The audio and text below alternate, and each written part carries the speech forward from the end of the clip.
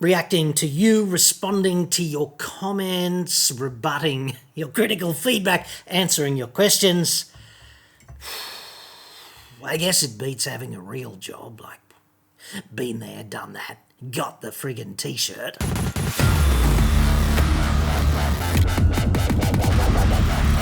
I'm John Cadogan from AutoExpert.com.au, and I get new cars cheap. Australia only. Website. Card.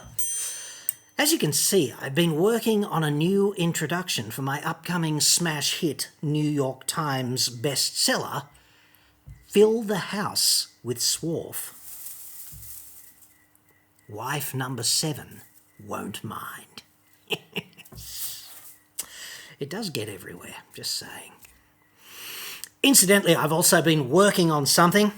It would be this hunko real man's Swiss cheese, which you want. I mean, admit it.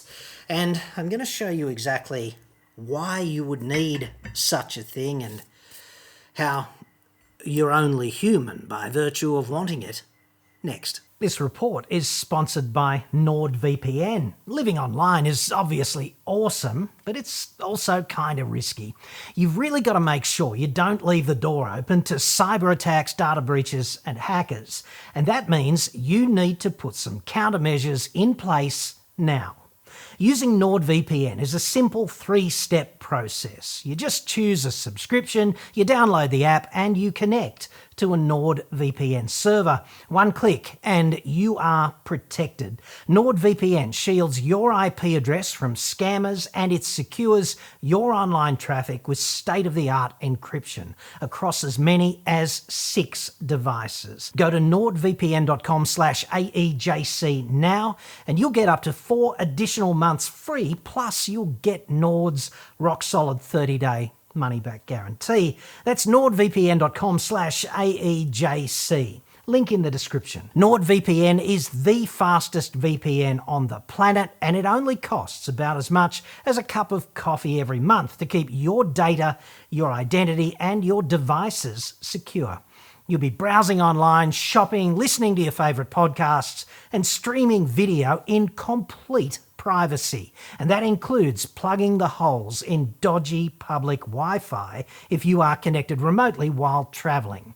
All up, that's a pretty small price to pay for enhanced cybersecurity. Go to nordvpn.com/AEJC now to get much safer online and enjoy those extra months of free NordVPN subscription time. It's totally risk-free with Nord's 30-day money-back guarantee. That's nordvpn.com/AEJC. Link in the description, and thank you to Nord for sponsoring this episode. I do hope you love what I've done with the place lately, decorating it with these sensual handfuls of Satan's frickin' fingernails, which get everywhere. And I do mean everywhere, and they are razor sharp too, so that's uplifting. Now, why am I doing this? Well, this is the prick tease part of the program where I tell you that I'm working on this as a ghetto engineering video for you, making this mad fixture plate out of a piece of 16mm scrap. So this is 16 by 200, and it's got 30 holes in it at the moment, soon to be 60, drilled and tapped. The alternate ones that are not there yet will be drilled and tapped for M12, and this will just be a mad fixturing, clamping, precision proposition. You can get Yo mag drill and clamp it here, drill through the big hole, so that takes up a lot less room than a drill press in your space-constrained fat cave, does it not? And you can clamp to it as well. I mean, it's a mad clamping surface, because if you want to clamp this here, you just get your mad 16mm clamp and you just put it in the appropriate hole, and you just... How simple. So it's a welding fixture jig. You just clamp whatever your miters in place and they don't warp while you tack them up. That's impossibly uplifting. And with the M12 threads in there, it's a jig surface as well. You can make up stops and all kinds of things and just screw them into the surface, and you will be that metal manipulating Jedi that a woodworker can't imagine being, because, you know, woodwork. What can I say? So that's coming up, right, is basically what I'm saying. Now, getting to you now in among Satan's fingernails. Shall we warm up? The better not to go out too early. I've got a good warm up here from Matthew Allen, who seems quite familiar with the content. I don't know how often he comments, but hopefully a lot. Who says, quote, "Good old auto dipshit." One word, dipshit, just saying, Mr. Allen. Now, the thing that I don't understand about commenters like Mr. Allen are, why become so familiar with content that you really don't like? Given that there is, in practical terms, an infinity of content out there for you to watch, why not just watch stuff that you like? I suppose the enemy in my line of work is indifference. I don't care if you like it or you hate it. I just care if you watch. And Matthew does seem to be a watcher who's quite engaged, and the algorithm thanks you. And in a sense, Matthew, I thank you as well, because you're promoting my content to YouTube for free by telling the algorithm how much it engages you. So 2 thumbs up, dude. Thank you very much. And now, Baker's Dozen. 13 lucky commenters to follow. Number 1, Kevin Skivo, who says, "John, you always rabbit on about bull bars on cars." I don't always do it. I do it from time to time, Skivo. "I have a bull bar on me Mitzi." Of course. "And let me explain in layman's terms." I've never had that. Something explained to me in layman's terms. Lamens. So this will be interesting. "Let me explain in layman's terms why your beliefs are wrong." Okay. They're not beliefs, dude. They're like physics. Physics says bull bars protect cars from kangaroo strike, but the danger is that they could make things much less safe for humans in those cars in serious life-threatening collisions by dicking with the choreography of all the life-saving interventions that are engineered in to protect you in just that kind of crash, thereby making potentially survivable crashes RIP jobs. We don't want that. Anyway, Layman's term analysis might be different. "Imagine if we were standing facing each other, okay, and we were going to bash our heads together." Sounds like fun. Okay, been there, done that, t-shirt. "Now I'll place a saucepan on me head," of course, "and we bash our heads together." I guess I don't get a saucepan. "Now who would be better off?" Well, answer me, because the instant the saucepan went on your head, Skivo, I'd probably draw me SIG PC 365, concealed carry jobby, and I'd probably put a couple in you. Body first, but in case you're wearing a saucepan under your shirt, probably put a couple in your dome as well. Might have to use the KTW ammunition for that. It's very good for piercing metal. Illegal in 9 US states, I'd suggest, despite the Second Amendment, which seems counterintuitive, doesn't it? But in 3 of those states, Pennsylvania and Virginia and Oregon, only illegal if you are attempting to commit or are committing a crime at the time you're in possession of that armour-piercing ammunition. So there's that. So on this point in layman's terms, Skivo, about who would be better off, I'd suggest that unless your saucepan is full of foam padding, that the load on me during the crash between your saucepan encapsulated head and my unsaucepan head would be the same because of Newton's third law, which is also not a belief, you muppet. It's a fact. So there's that. Skivo goes on and says, "See how easy that is to understand?" Yeah, I do, but I'm not so sure you're seeing it, dude. "There's no need to try and confuse us with physics and trick us into believing we're better off without them." I'm not trying to confuse you with physics. I don't find physics at that level particularly confusing at all, although, it does involve knowing some stuff that you can't just feel in your water, right? Trick us into believing. I don't give a shit what you believe. I'm not trying to trick you into believing something. I'm trying to explain how reality works because, physics. "Trick us into believing we're better off without them. Thanks, Kevin." You're welcome, Skivo. Thanks for commenting. I appreciate it. Ian Moon now. Ian's rather normal in comparison. The Chucks video was good, thanks for that. Now, to important matters. What mill and lathe are you getting? Well, I've already got them, so I hope you agree with my selection, Mooney. I've got an AL960B, that's the lathe, and it comes with a X and Y DRO, so... and the HM48B mill. I always have to check that because for some reason I've convinced myself it's an HM46B, but it's not. It's the 48. It's the biggest mill you can buy without going to a turret mill. So it's a geared head, dovetail, head up and down job. It's got motorised raising and lowering of the head, but it's not that Bridgeport style where the whole table raises and lowers relative to the spindle. So there's that. And it's XYZ DRO jobby. So both of them are significantly better than me as a machinist. You'll get to see in coming months just how shit a machinist I actually am. Looking forward to showing you that. Hopefully it'll be some sort of impetus for me to improve in the machining domain. Looking forward to learning a bit there. The lathe, the AL960B, is also sold in North America as a Precision Matthews something. It's the gunsmithing lathe that they sell because it's made in Taiwan and it's particularly precise. I'm not planning on doing any firearm thing with it. I just want to make more of Satan's fingernails and hopefully some other cool projects as well. And we might do some of that in coming months. So, Mooney, stand by. Daniel Edwards now. John, I love your channel and your integrity. Thank you.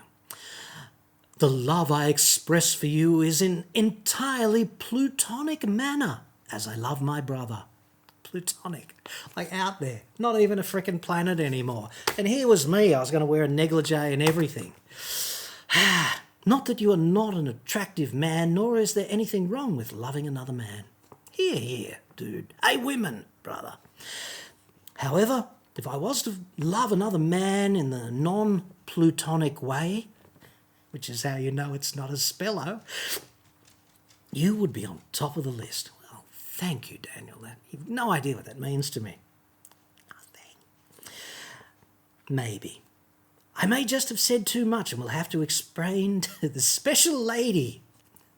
What makes her special, I wonder? That she doesn't have to shave her head and grow a beard. I was going to go there and do an analysis of all of that, Mr. Edwards, but I honestly think it'd be better if we just leave that between us, dude. John Martin now.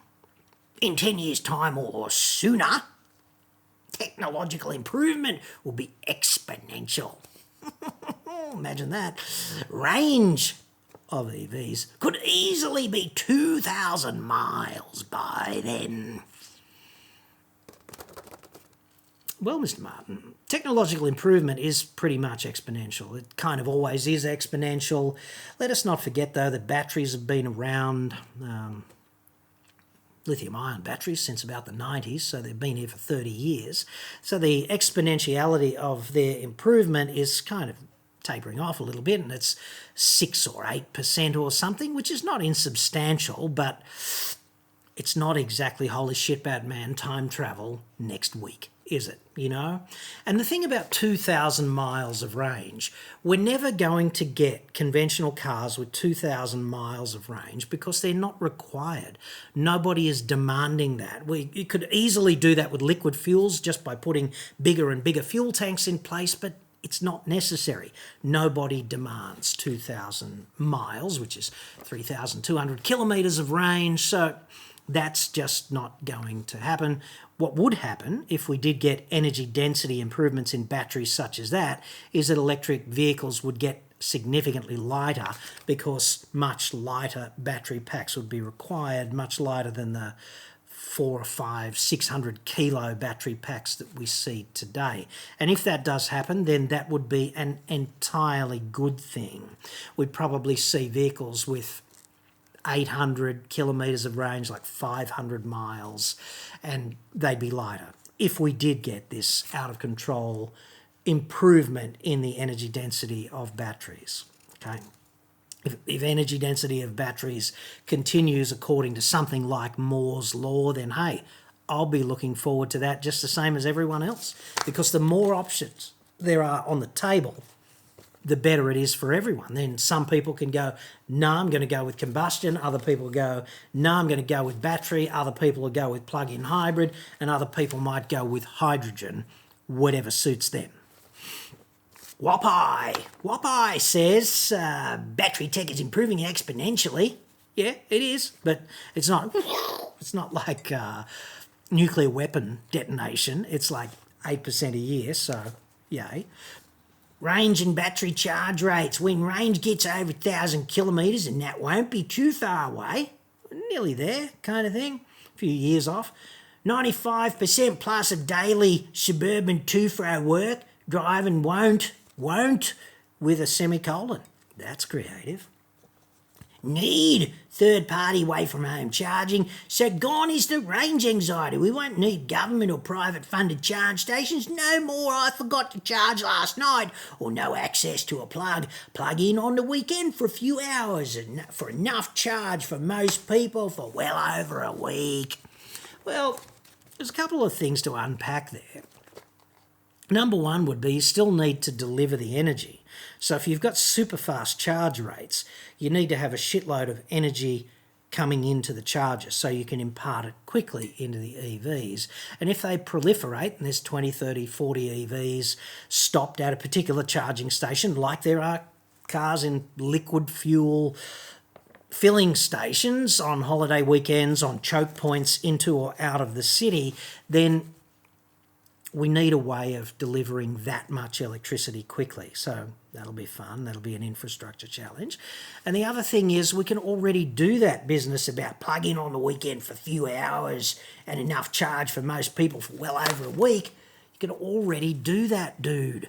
Like if you buy an Ioniq 5 with its 77.4 kilowatt hour battery pack, it's got a range of, I guess in the real world, about 350 kilometres, and if you do average driving in Australia, that's about 40 Ks a day. So that's, let's call it 300 Ks a week. You can already hold 300 Ks a week worth of charge in an existing EV and charge it up in 10 hours over the weekend. So the utopia you're looking at in the future, Wappai, is, in a sense, already here. Paul Pettit says, surely coal smoke is less toxic than chemical diesel/petrol fumes. Also, does the snowy hydro power grid produce pollution? And thanks for correction, bruz. Don't call me bruz. Not wearing that. Everything else? Okay, let's address that, Paul. Coal smoke is just as toxic. In many ways, it's more toxic than petrol and diesel fumes, because petrol and diesel are engineered products from crude oil, right? So you get crude oil and you treat it, and in a sense you purify it and distill it off in its different fractions, and then you burn it, right? So it's already cleaner in terms of filthy, polluting, shitful things that are in it that could come out the tailpipe when you burn it. Whereas coal is still full of things like bituminous resin and heavy metals and tar and all kinds of properly toxic shit. So when you burn coal, you are pumping a lot of carcinogenic shit into the air. The only advantage of burning coal for electricity versus having diesel and petrol being burnt around you is that the burning of the coal takes place in remote regional locations, and that therefore gives the toxins an opportunity to dilute themselves and not be in particularly high concentrations, whereas diesel exhaust fumes, in particular from 20-year-old trucks, they're happening in the city and they're quite concentrated. So it depends how you measure the toxicity, right? And this is a problem for Australia. It really is a problem, the 20-year-old truck thing, because when you look at North America, right, or you look at Europe, old trucks. In North America, old trucks migrate south as their economic viability degrades, they go south and they go operating in South America, where pollution from old trucks is a huge problem. And in Europe, you get trucks that age in Western Europe getting sold further and further east and polluting further east, because that's just socio-economic trend, right? In Australia, we're an island, so we don't get to do that, okay? What happens with old trucks is that they migrate to our cities, where what they do is they get purchased on the cheap by battlers, and battlers pick up shipping containers from a port like Botany in Sydney or something, and then they drive out to the western suburbs where there's a dirty big warehouse that decontainerizes the load and palletizes it up, and then they go on other filthy old trucks and just get distributed around the city. So that's bad, and it's a uniquely Australian problem. 20-year-old trucks are all over the roads in Sydney, Melbourne, Brisbane, all of our capital cities, and they're spewing unfiltered diesel into the air that we breathe. So you can do your bit, you can buy your EV, you can do all of that shit. But until dickhead regulators get on top of this problem and start mandating some sort of usage case or planned obsolescence program for older trucks, you can forget about clean air for our cities. That's just an unfortunate reality. Okay, now, Shani says, is the Pajero's engine even pushrod operated? It's a Pajero Sport. That's the engine I was talking about in that video, dude. So there's that. And it's not pushrod operated. I never said it was pushrod operated, because that would mean it's an overhead valve engine, which is a different animal to the kind of engine it is, which is an overhead cam engine. So there's that. Bloody hell, John, you don't know much about engines. Pot, kettle, black. Tight clearances, burn valves and seats, they definitely don't snap. Rockers, which the Pajero in question may not even have. Well, Shani, it might surprise you to learn that I did actual research before answering that question, and I came across MRT Performance's excellent explainer video on the top end of exactly that engine, and I will link to that video there, in which you will see the broken rocker arm that scored the lobe on the camshaft when it broke, and attendant problems and issues pertaining to that. I don't think we need to say more about that, but thank you, Shani, for bringing me back to earth. Bruce Larkham now. Bruce is a critic. Like, everyone's a critic. Everyone's a frustrated executive producer. I get that. It's fine, dude. How the is it not... It's spelled F-C-K. How the is it not clickbait? Clickbait is one word, dude. To take 7 commercial-laden minutes to even begin... Split infinitive, like... come on. To even begin to describe your error? Question mark. Dog's dick. Interesting punctuation too. Well done, Brucey. Now, I'd suggest that clickbait is like this. Clickbait is like 15 minutes of boobies, if that's your video title, and the actual video is like just the test pattern. That's clickbait. The algorithm hates clickbait. I don't do clickbait. The titles of my videos are exactly what the video is about, okay? Because the algorithm needs one in the nuts for clickbait, okay? And it's disrespectful of the audience. However, let's talk about the issues pertaining to commercially ladening our videos, shall we? Okay? Like, I like doing this, I really do, but it's my job, and I expect to get paid. And that means sponsorships and ads are just a reality. If you watch commercial TV, it varies a little bit, but every half an hour is roughly 6 minutes of ads, okay?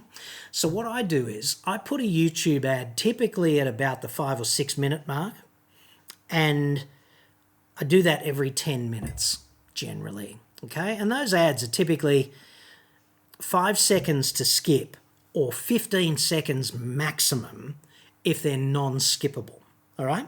And if that's too hard for you, if you can't bear it, then watch something else. Like watch something, I don't care what. Just don't watch my content. Because let's say I do a 30-minute video with a 2-minute sponsored package in it.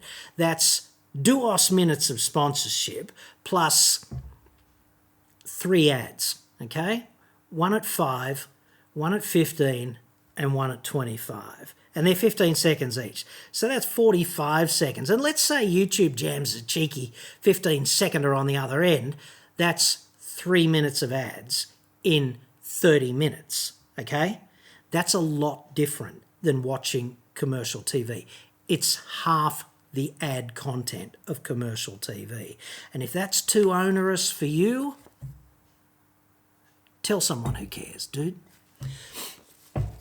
Thomas Scott Morrill now. Maury says, you can salary sacrifice the cost of the Ionic, making it cheaper.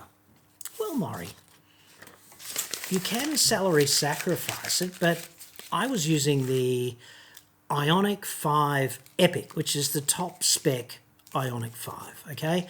And a couple of things on that. If you salary sacrifice it, it's over the luxury car tax threshold, so you will lose all of the federal government's FBT concessions if you salary sacrifice that car.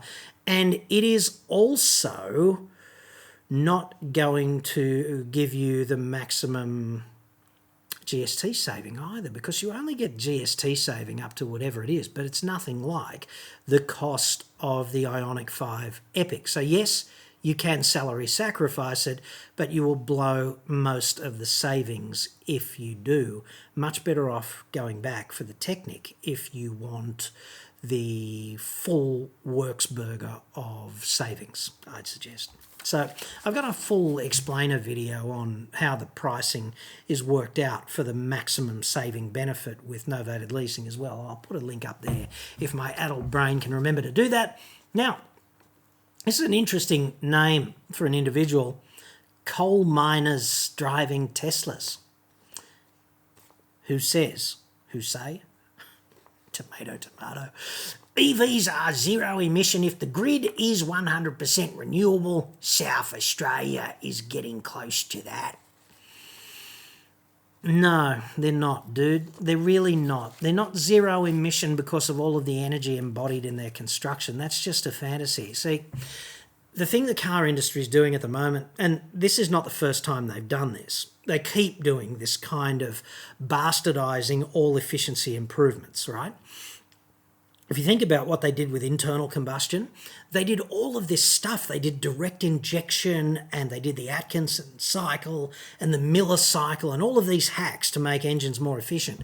And then what they did was they made the cars heavier and heavier and heavier, and they negated all of those benefits. So the fuel consumption stayed roughly the same, but efficiency, like thermodynamic efficiency, went up, okay? And they're doing that with EVs as we speak, because EVs are incredibly resource intensive. And when you get these big, fat, heavy EVs, like the absurdly big Ioniq 5 and 6, the EV6 from Kia, the even more absurdly huge EV9, Tesla Model Y, etc., when you think about all of those big lardy-ass EVs, they're such a drain on the planet's resources. And partly this means that rare earth materials and all of that kind of thing that are needed for the batteries and the motors and the electronics and all of that shit, more and more and more demand for that.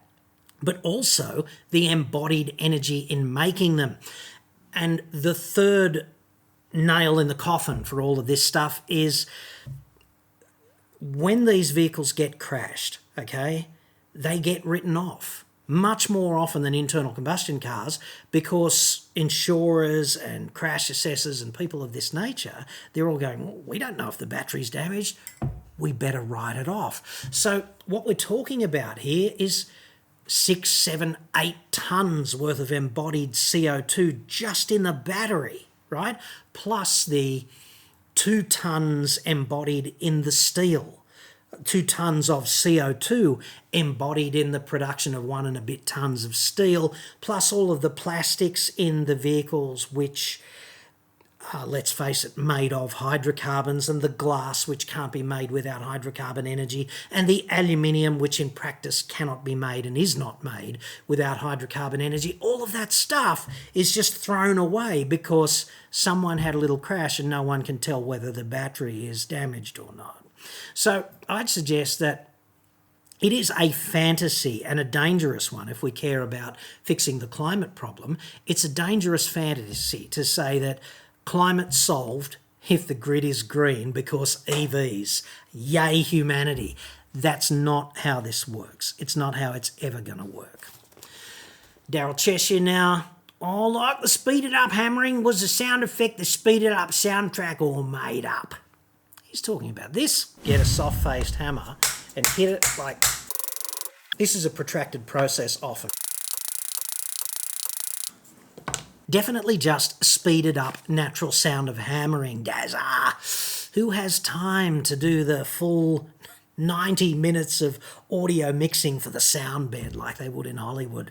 Certainly not me. But if you want to see a great example of that, watch the opening bit of Top Gun Maverick where they're on the aircraft carrier. Like, you've got to realise how shitty that would sound if you just wandered around with a GoPro and tried not to get run over by a whole bunch of landing and taking off jets, right? It would be awful. So they've essentially recorded all of that vision, just disposed of the ambient sound, like whatever scratch audio they got, and they put every sound effect in laboriously for that glorious sequence, right? And it really does reach up and grab you by the lapels. And not only does it pull you in, but it immerses you. It pulls you below the surface and you're going, yeah, you're suspending all of the disbelief you've got about, I'm sitting in my lounge room, but you actually think you're there on the aircraft carrier. It's freaking brilliant. And if you think I'm going to start doing that for you on these videos, think again. Patrick Ryan now says, times your argument by 1,000 if you consider electric trucks. And I'd say, yeah, trucks are kind of interesting, electric trucks. If you had a particular specialised usage case, like you were just transporting container loads of helium balloons 20 k's up the road and back, taking them there full and bringing them back empty kind of thing, then maybe electric trucks make sense. But for everything else, and in particular for long-distance driving and really heavy loads, electric trucks make very little sense because of the weight of the battery pack you would need and the fact that every kilo of additional battery pack is going to require even more of its own energy to carry just the battery, and you don't get paid for the battery, you only get paid for the payload, which is why they call it that. Like if your job is to transport rubber dog shit across the country, then if you've got to carry another 3 tons of battery just to transport it, then you don't get paid for that 3 tons, do you? So electric trucks are specialised at best, and I really think hydrogen is the best non-hydrocarbon fuel energy source available for trucking into the future. So Elon Musk doesn't agree, so I pretty much know I'm right there. And finally, Ner. What a great Aussie name, Ner. Ner goes, marriage advice from someone who divorced 5 times. Yeah, I can't promise I'll take it, but still this one made me lol. Ner, I'd put it like this, son. Let's say, and I hope you don't, but let's say one day you need a heart transplant. What a confronting position to be in. Who would you get advice from? Would you get advice from somebody who's only done 1 heart transplant? Or would you get advice from somebody who's done, 5? If they were the options on the table, who would you choose? Dude, I've got so much experience being married and then unmarried that if they handed out PhDs, I'd have the first honorary one on earth.